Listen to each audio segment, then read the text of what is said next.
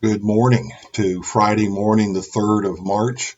This is a re-recording of today's devotion since I've been notified that there was no sound in the original one that I had recorded for today. So hopefully this one's good. Today's devotion is entitled "The Only Means of Grace." John 1:14. We have seen His glory, the glory of the one and only Son, who came from the Father, full of grace and truth. Here are two important truths A.W. Tozer shares with us, and I want you to take it. And the next time you hear a professor or a preacher say otherwise, go to him and remind him of this. The first truth is that no one ever was saved. No one is now saved. And no one will ever be saved except by grace. Before Moses, nobody was ever saved except by grace. During Moses' time, nobody was ever saved except by grace.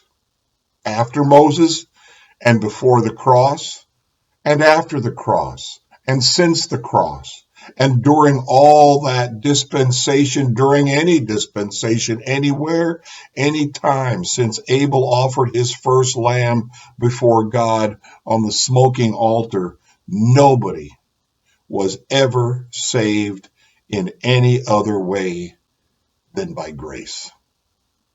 The second truth is that the second truth is that grace always comes by Jesus Christ. The law was given by Moses, but grace and truth came by Jesus Christ. This does not mean that before Jesus was born of Mary, there was no grace. God dealt in grace with mankind, looking forward to the incarnation and death of Jesus before Christ came. Now, since he's come and gone to the Father's right hand, God looks back upon the cross as we look back upon the cross. Everybody from Abel on was saved by looking forward to the cross. Grace came by Jesus Christ. And everybody that's been saved since the cross is saved by looking back at the cross. This is a truth upon which we stand. It is a truth that is worthy being died for, if need be. And plenty down through church history have indeed died for this truth, that there is no other name given under heaven whereby we must be saved.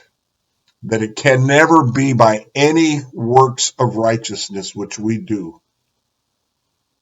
No work of righteousness that I do, not one, not even the highest one we may put up there at the top, can atone for my sin, can bring to me the grace that only comes from God through Jesus Christ.